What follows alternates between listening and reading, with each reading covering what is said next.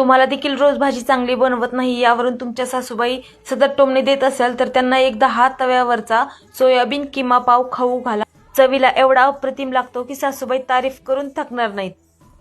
भाजी बनवण्यासाठी 1 वाटी सोयाबीन गरम पाणी टाकून त्यात मीठ टाकायचं आणि त्याला छान भिजवून घ्यायचं. त्यानंतर आपण इथं खडा मसाला वापरून मसाला तयार करणार आहोत, जसं की बेसिक मसाले धने, जिरे, तमालपत्र, दालचिनी, लवंग. तव्यामध्ये तेल टाकून कांदा छान फ्राय करून घ्यायचा आहे. त्यामध्ये वाटून घेतलेलं आलं, अद्रक, लसूण, कोथिंबीरची पेस्ट केलेली ते टाकून घ्यायची. त्यालाही छान परतून घ्यायचं.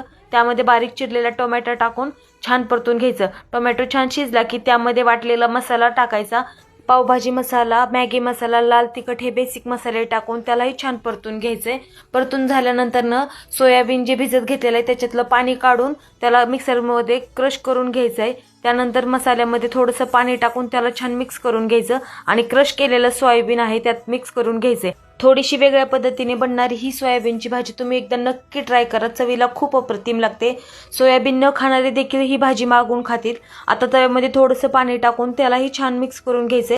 ही भाजी ब्रेड, पाव, चपाती, इवन राईस सोबत सुद्धा अप्रतिम लागते. एकदा नक्की ट्राय करा. ऑफिसच्या डब्यासाठी तर एकदम बेस्ट पर्याय आहे. व्हिडिओ आवडला असेल तर लाईक, शेअर आणि